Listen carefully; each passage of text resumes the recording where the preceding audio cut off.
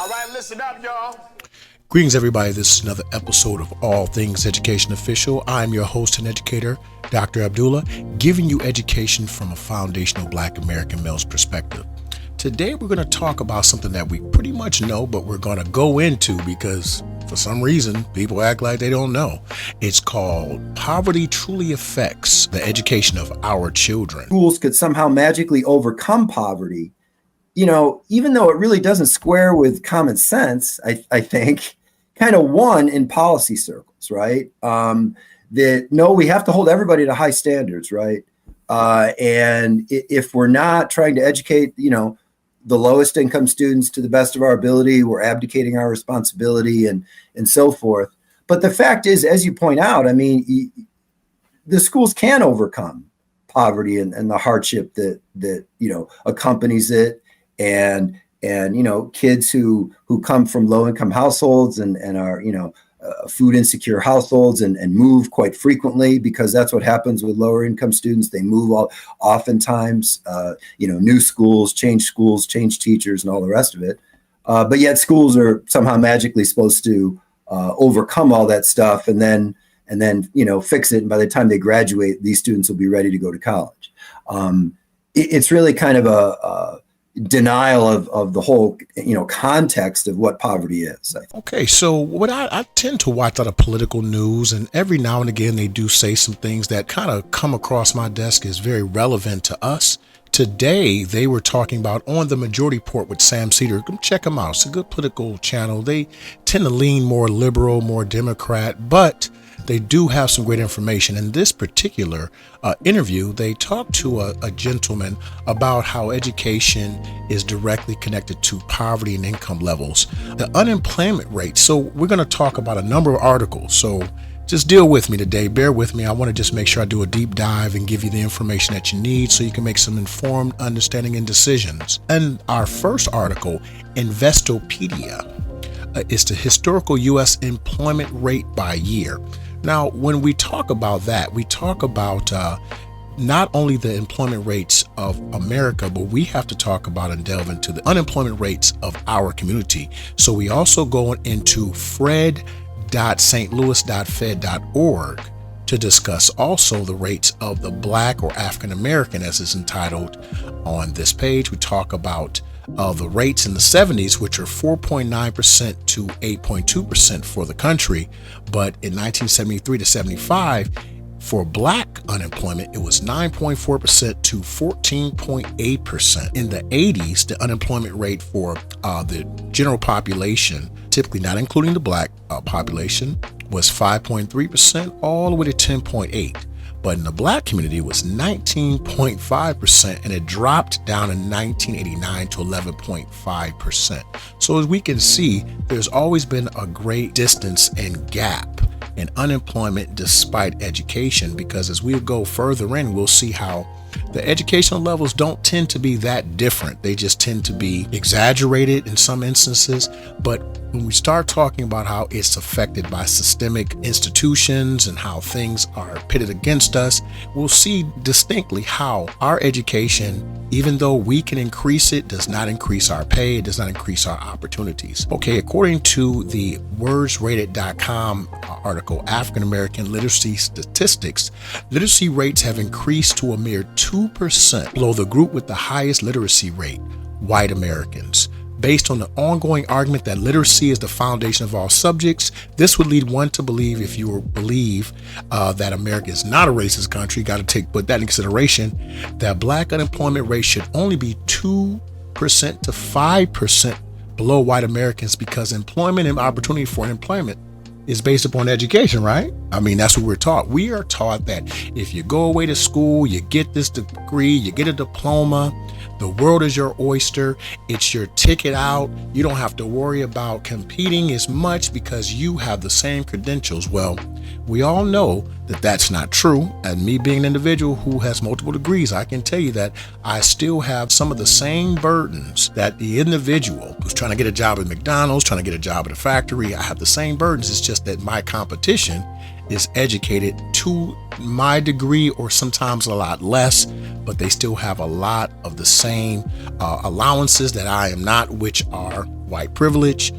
Sometimes it's cultural privilege, but we do recognize that as a black man in America, I don't get the same level of understanding for my abilities or the education that I've achieved. Let's go into how we're talking about the racist foundation for public education. I think there's some racist foundation for it. Public education is a function of Reconstruction and is a way to address sort of inequalities that came about via slavery in many respects.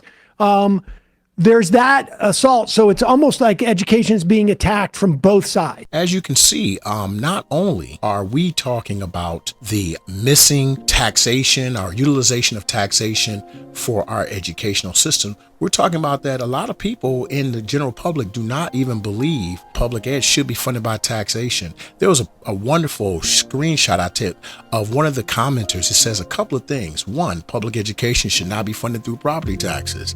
2, all state colleges and junior colleges should be free.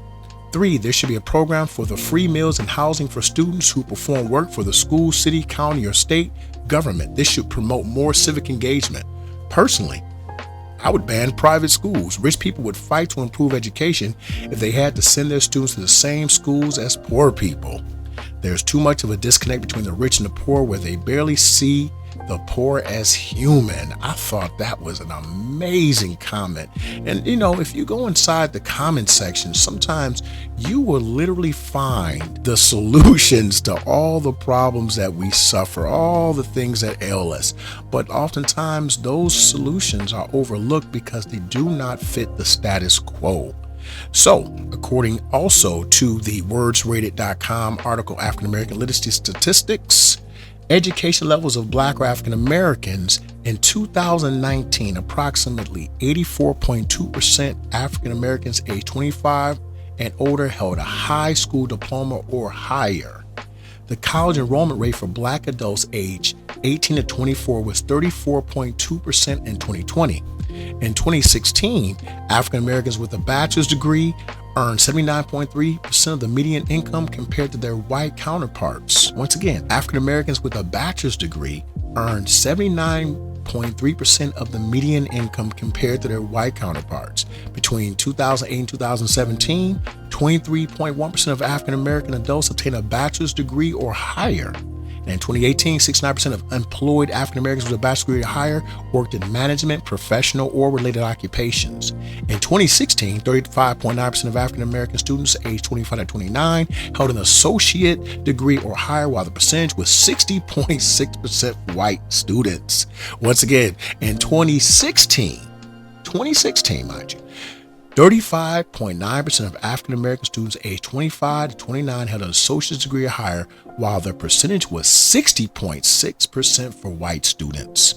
The high school graduation rate within 4 years for African American students was 70% in 2018, and it was 89% for white students. So, what does that actually mean? Well, let's go into our next video clip, the next portion where it talks about how the economy is dominated by low-wage jobs. And this is my primary push for entrepreneurial development. The economy is dominated by low education, low skill, low-wage jobs. And we can't change that. The education system can't change that, no matter how many people we... As you can see, low-wage employment is thrust upon our community.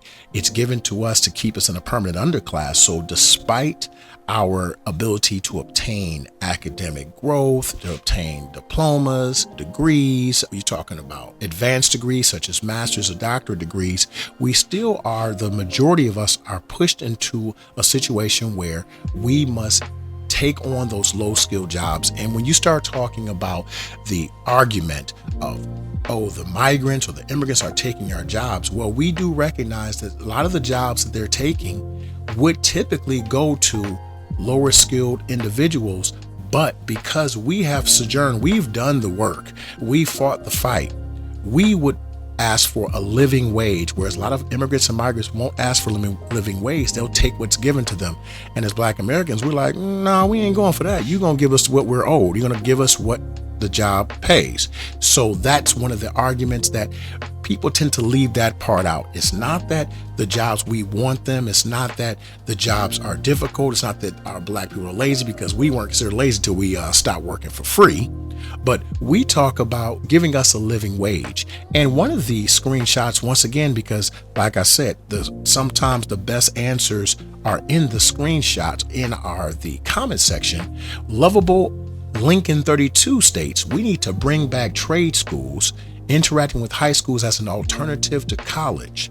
They have been pushed out and outbid by colleges saying you have to go to college to succeed. And oh, by the way, you're going to have to go into debt to come there. I think we need more tradesmen in the country to bring back manufacturing jobs. We're looking at mass layoffs because of AI, and those jobs are not coming back. And that's a lot of truth right there. That, what is the problem with vocational education? Why is it taken out? I think because it just didn't make as much money as colleges and universities. You're talking on average $45,000 per year with the minimum of 4 to 5 years. So you do the math, you're talking $200,000 per person, and on average to obtain a bachelor's degree. And there's very little chance, unless you're in STEM, that you're going to recoup that money. And if you're going into what they call a social science degree, you're going to a arts degree, there's definitely no chance that you're going to recoup that money. And while you're forbearing and trying to defer your loans, that interest is racking up, and the government is making a pretty penny. According to Statista.com, enrollment in public schools by ethnicity in U.S. state, 14.9% were black in 2021 in public education. Now, once again, that's 14.9% of the enrolled students in public education in America were black.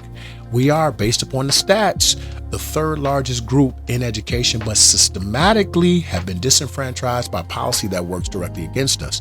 At this point, we are aware that the modern educational system is failing for us as foundational Black Americans specifically, and blacks in general.